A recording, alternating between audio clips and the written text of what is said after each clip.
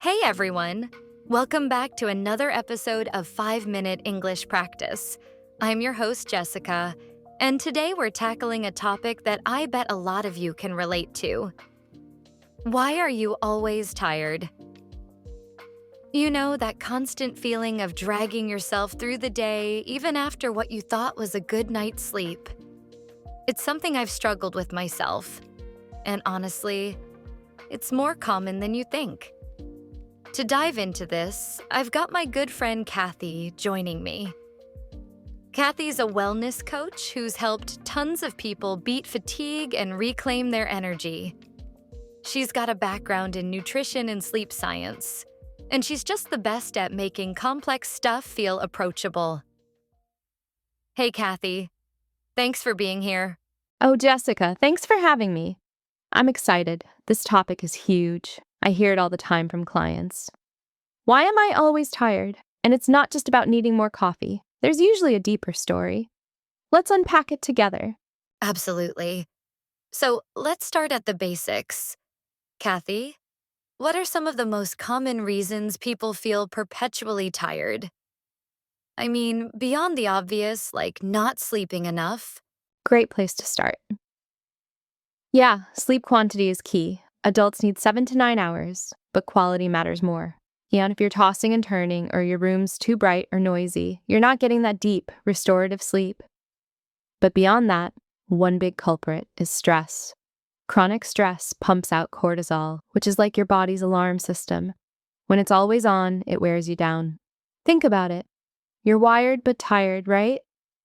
That's adrenal fatigue in action. Oh, I know that feeling all too well.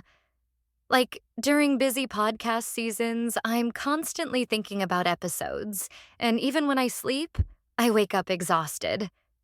So, how does stress tie into this physiologically? Exactly. It's all about the HPA axis, your hypothalamus pituitary adrenal system. When stressed, it signals your adrenals to release cortisol and adrenaline for that fight or flight mode. Short term, it's helpful, like dodging a deadline. But long term, it disrupts sleep cycles, increases inflammation, and even messes with blood sugar, leading to crashes. Studies from the American Psychological Association show chronic stress affects over 70% of adults, and fatigue is a top symptom. Wow, that's eye-opening. And speaking of blood sugar, I've heard diet plays a role. Like, if I'm skipping meals or loading up on sugar, that could be why I'm yawning by 3 p.m. Spot on. Nutrition is huge. If your diet's heavy on processed foods, refined carbs, or caffeine, you're setting yourself up for energy roller coasters. Blood sugar spikes and drops. Hello, afternoon slump. But it's deeper. Nutrient deficiencies like low iron, B vitamins, or magnesium can cause fatigue. Iron deficiency anemia, for example, affects oxygen transport in your blood, making you feel wiped out. Women are especially prone due to menstruation. That makes sense. I remember last year I was feeling super lethargic, got my blood tested, and boom, low vitamin D from all that indoor time. Started supplementing and getting more sun, and it was a game changer. But what about hydration? I feel like that's underrated. Totally underrated. Dehydration is sneaky. Even mild dehydration, losing 1 to 2% of body water, impairs cognitive function and energy. Your brain is 75% water, so when you're low, focus dips and fatigue hits. Aim for half your body weight in ounces daily. And don't forget electrolytes. They're key for energy production at the cellular level. Good tip. Now, let's talk lifestyle. Exercise. Ironic, right? You think it'd make you more tired, but it actually boosts energy? Yes, paradoxical, but true. Regular movement increases mitochondrial function. Those are your cells' powerhouses. A study in the Journal of Physiology showed moderate exercise, like 30 minutes of walking, improves energy by 20%. But overdoing it without recovery? That's burnout. Balance is key. Oh, yeah, I've overtrained before. Thought more gym time equaled more energy, but I ended up crashing. What about screen time? With remote work, we're glued to devices. Huge factor. Blue light from screens suppresses melatonin, your sleep hormone. If you're scrolling till bedtime, your circadian rhythm gets thrown off. Plus, mental fatigue from constant notifications. It's like decision overload. The deeper issue, it contributes to techno-stress, where your brain never truly rests. So true. I try the 20-20-20 rule. Every 20 minutes, look 20 feet away for 20 seconds. Helps a bit. But let's go deeper. What about underlying health issues? When should someone see a doctor? Smart question.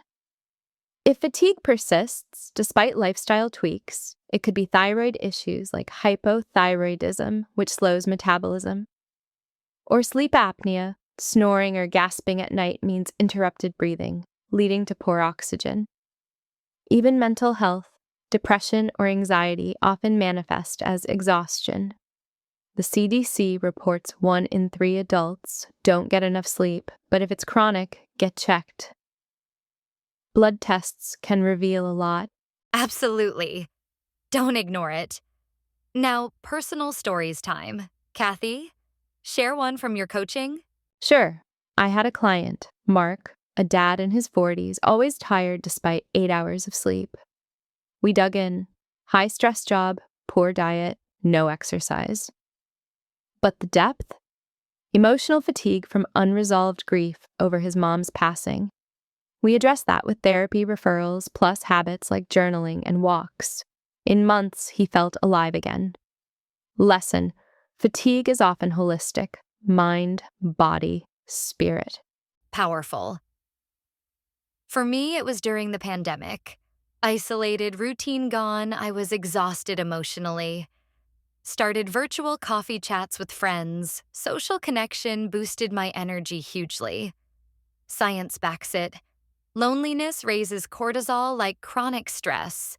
Exactly. Humans are social creatures. Oxytocin from connections counters stress hormones. Love that. So, practical tips? How do we fix this? Start small. Track your sleep with an app. Aim for consistency. Eat balanced: protein, fats, veggies at every meal. Move daily, even 10 minutes. Manage stress with mindfulness. Meditation apps like Headspace work wonders. And boundaries: no work emails after 7 p.m. Great advice. I love adding a wind down ritual.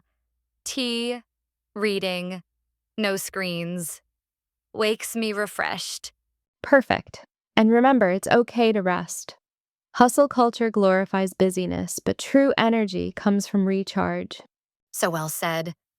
Fatigue isn't laziness, it's a signal to listen to your body. Absolutely. If listeners implement one thing, they'll see changes. Thanks, Cathy. This was insightful.